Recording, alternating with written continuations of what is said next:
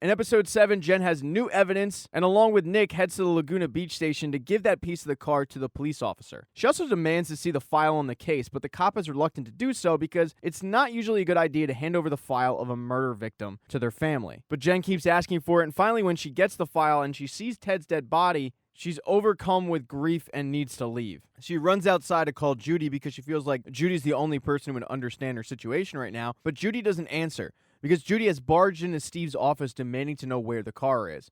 And Steve told her that he would take care of it, and he has. He's hiding the car at his mother's place. And when the two head over there, Judy finds out that Steve has already started disassembling the car. He figures that if he disassembles the entire car, he can spread it around at different junkyards throughout the city, and that makes it way tougher for them to find. And with no car, no crime. But all the while, Jen is continuing to call Judy, and Judy continues to blow her off because she's terrified that the cops have already solved this crime, and Jen knows. But Steve is not worried at all and says, "Answer the phone. Tell her I said hi." Even with Steve's urging, she doesn't answer the phone. Judy is still very much worried and demands that they get rid of the car today, so both of them start dismantling it. And as they're doing so, they start reminiscing about different trips they took. And one trip in particular comes to mind for Judy, and it's when they went to the Petrified Forest, and there was a sign that said, "Do not take these rocks. If you do, you'll have bad luck." Judy says, "Yeah, I read something a while back about all these people that took rocks from the Petrified Forest and ended up mailing them back saying that they were sorry because stealing that rock ruined their lives." And Steve doesn't buy into that at all, but Judy says, "Well, did you do it? Did you take a rock?" He looks at her like she has 8 heads and says, "Look, I wanted to, but no, I didn't. And I don't believe that if you take a rock, that's how you get bad luck." Jen, meanwhile, who can't get a hold of Judy, is having to show a house to clients along with Christopher, and she is not in the right headspace. As the wife of the couple who's looking to buy continues to pester her about the countertops, she frantically tries to get out of the room, and she can't because the door she's trying to go through is locked. The woman says, "Are you alright?" And Jen says,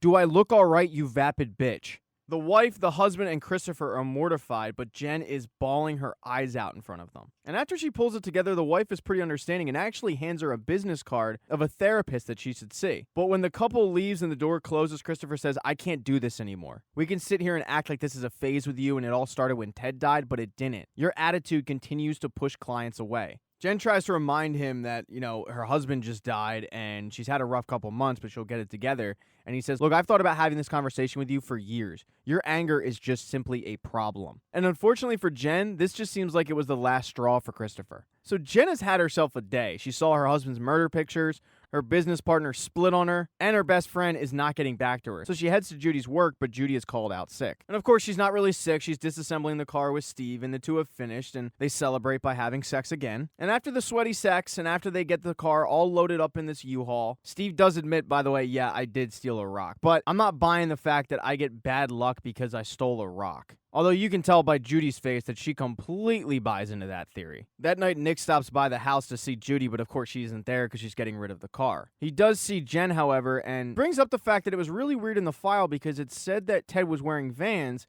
even though he said he was going on a run. And Jen lies to him and says, "Yeah, he never wore running shoes. He wore Vans to toughen up the bottom of his feet." But in fact, Ted had a ton of running shoes. But for whatever reason, she feels the need to lie to Nick about this. Jen kind of shoos him off, and eventually Judy does come home, and when she does, Jen lights into her. She says, "I needed you today, and the last time somebody I loved didn't text me back, they were dead." And that realization hits home with Judy, and she feels really bad about it and starts apologizing immediately for it. But when they wake up the next day, all's forgiven because Jen has gotten great news. Nick found the make and model of the car, and he's going to give her a list of all the people in the area who own that particular car. And it's a pretty rare car, so there shouldn't be too many names on it. Judy's playing it off like she's thrilled, but in reality, she's nervous as hell. And she says, "Well, wouldn't the person have gotten rid of the car?" And Jen says, "Yeah, maybe, but doesn't that put a giant bullseye on them? You just happen to get rid of the car?" Jen goes off to take a shower, but when she does, Judy, overcome with stress, ends up throwing up in the kitchen sink. Thanks so much for checking out this recap. If you don't see the next video there, don't worry, it'll be up in a day or two or as quickly as I can get to it.